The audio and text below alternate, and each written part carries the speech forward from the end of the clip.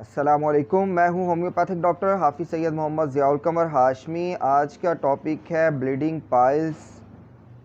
अगर आप में से कोई मरीज़ ब्लीडिंग पाइल्स के आर्ज़ा में मुब्तला है, उसे खूनी बवासीर है, तो ये वीडियो उसके लिए मोस्ट इम्पोर्टेंट वीडियो है।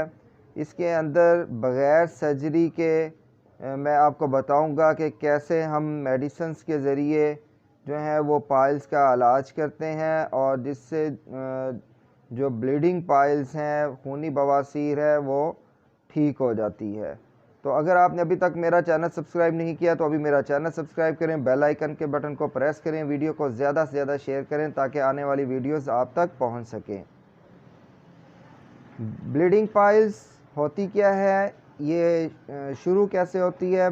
बेस तो इसकी कॉन्स्टिपेशन होती है कि कब्ज़ का मुसलसल रहना, और उसकी अगर आप अर्ली ट्रीटमेंट नहीं लेते और मुसलसल कब्ज़ आपको रहती है, आपका जो स्टूल है वो बहुत हार्ड जो है वो पास होता है, तो उस वजह से आपको जो है वो ब्लीडिंग पाइल्स की शिकायत हो जाती है।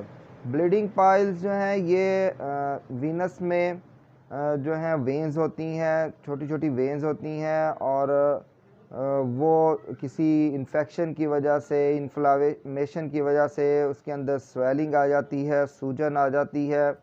तो जैसे ही आपका स्टूल जो है वो पास होता है, क्योंकि आपको बहुत ज़्यादा ज़ोर लगाना पड़ता है, काफ़ी हार्ड होता है, आपके लार्ज इंटेस्टाइन में जो है वो इन्फेक्शन पैदा हो जाती है, जिसकी वजह से आपका स्टूल जो है वो बहुत ज़्यादा सख्त, पानी की कमी की वजह से जो है वो खुश्क हो जाती हैं और स्टूल बहुत ज़्यादा सख्त पास होता है। वो स्टूल सख्त पास होने की वजह से जो स्वेलिंग आई होती है आपके वीनस में, वेंस के अंदर छोटी छोटी वेंस होती हैं, वो फूल जाती हैं, वो फट जाती हैं। फिर जैसे स्टूल आपका पास होता है, स्टूल साथ ज़ोर लगता है तो वो फट जाता है। बाज़ दफ़ा तो वेंस बाहर की तरफ भी आ जाती हैं।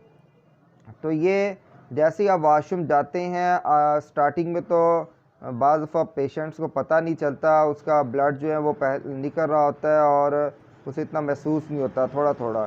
और जैसे ही वो स्टार्ट हो जाता है ज़्यादा मिकदार में निकलना, और ये स्टूल पास करने से पहले भी निकलता है और स्टूल के दौरान भी और बाद में भी जो है वो खून जो है वो निकलता है, और वो इतना बाज़ दफ़ा तो बहुत ज़्यादा मिकदार में निकलता है, और उससे जो है वो नकाहत और कमज़ोरी मरीज़ जो है वो महसूस करता है बहुत ज़्यादा, और डिप्रेशन का भी शिकार हो जाता है। बाज़ दफ़ा मेरे क्लिनिक्स पे पाइल्स के बहुत ज़्यादा पेशेंट्स आते हैं जिन्हें ब्लीडिंग पाइल्स है, कॉन्स्टिपेशंस है, और उसका वो ट्रीटमेंट लेते हैं, और बहुत सारे पेशेंट्स माशाल्लाह ठीक भी हुए हैं और कुछ का ट्रीटमेंट चल भी रहा है।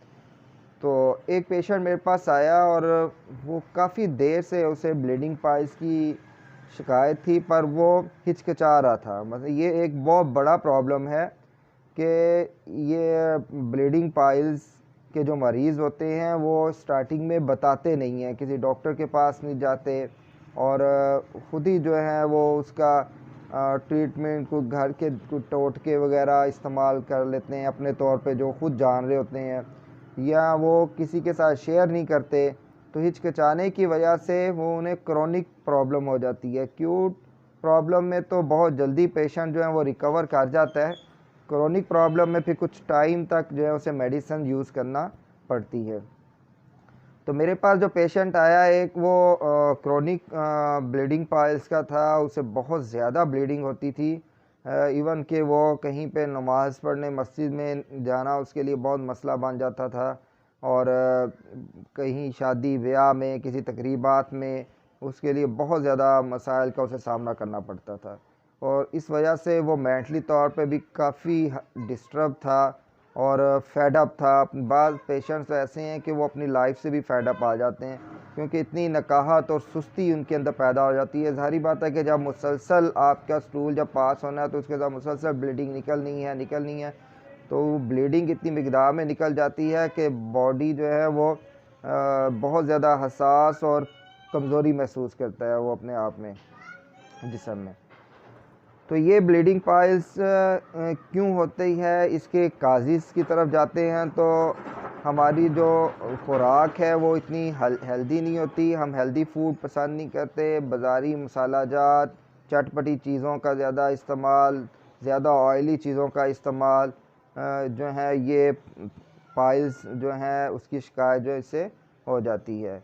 और ज़्यादा जो चाय का इस्तेमाल करते हैं उन्हें भी ये कॉन्स्टिपेशन और फिर ब्लीडिंग पाइल्स की शिकायत जो है वो रहती है।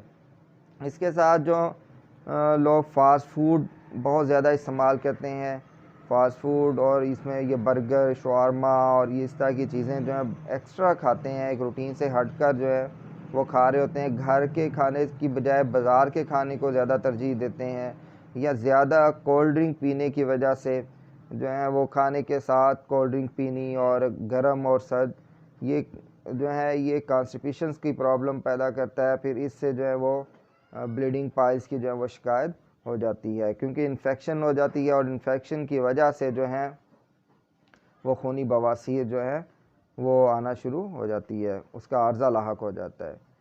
तो अब मेडिसिन्स की तरफ आता हूँ। एमरजेंसी ट्रीटमेंट के तो बाद सिर्फ 2 मेडिसिन्स के नाम बताऊँगा, और इसके अलावा होम्योपैथिक में टोटल ट्रीटमेंट मौजूद है।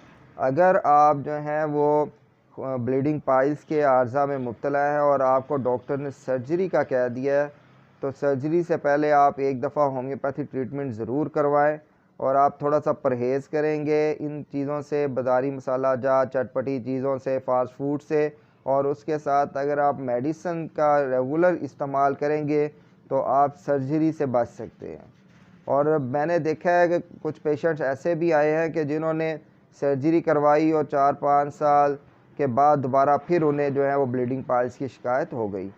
तो ये ऐसा नहीं है कि एक दफ़ा आपने अगर सर्जरी करवा दी है दोबारा आपको ब्लीडिंग पाइल की शिकायत नहीं हो सकती। ब्लीडिंग पाइल की शिकायत जो है वो हो सकती है, इसके चांसेस होते हैं। लेकिन मेडिसिन, अगर होम्योपैथिक मेडिसिन के ज़रिए अगर आप ब्लीडिंग पाइल को कंट्रोल करते हैं, इसकी पूरी ट्रीटमेंट लेते हैं, according to sign and symptoms हम लेकर चलते हैं मरीज़ को, उसकी टाइम ऑफ ड्यूरेशंस देखते हैं कि इसे कितनी देर से ये ब्लीडिंग पाइल्स का अर्जा है, इसकी एज क्या है और इसका वेट कितना है, और ये सब चीज़ें जब हम अकाउंट करते हैं उसके मुताबिक जब उसकी मेडिसिन हम डायग्नोस करते हैं तो पेशेंट जो है वो बहुत जल्दी रिकवर करना शुरू कर देता है अपने आप में, और बहुत जल्दी जो है वो ठीक हो जाता है।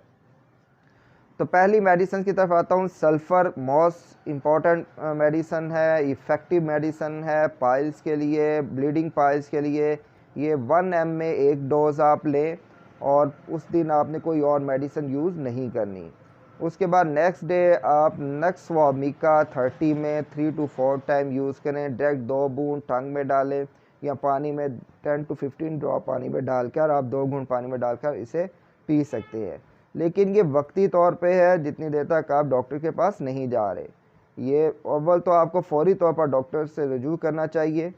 तो मैं ऑनलाइन पेशेंट्स भी डील करता हूँ। मेरे पास पाकिस्तान से भी पेशेंट्स जो है मुख्तलिफ़ जगह से रब्ता करते हैं, मेडिसिन मंगवाते हैं, ट्रीटमेंट लेते हैं अपनी, और फ़ॉरेन से भी जो है मेरे पास पेशेंट्स की एक तादाद, मैक्सिमम तादाद मेरे पास है जो मुझसे जो है ट्रीटमेंट ले रही है या ले चुकी है। उसके अंदर हांगकांग है, इटली है, कनाडा है, और भी यूएई है, दुबई और मस्कत वगैरह के, वहाँ से भी जो है कुछ पाकिस्तानी हैं जो वहाँ पे गए हुए थे और उन्होंने जो है मुझसे मेडिसिन ली या ट्रीटमेंट करवाई, या कुछ वहाँ के रेजिडेंशल भी पीपल्स हैं जिन्होंने कॉन्स्टिपेशंस की और मुख्तलिफ़ डिजीज़ की मेरी वीडियोस यूट्यूब पे मौजूद है, और पाइल्स की जो है उन्होंने ट्रीटमेंट जो है वो ली है।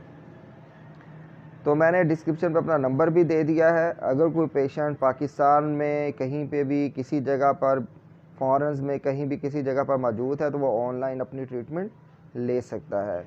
तो इंशाल्लाह नेक्स्ट वीडियो में किसी और टॉपिक के साथ आपसे मुलाकात होगी। अल्लाह हाफिज़।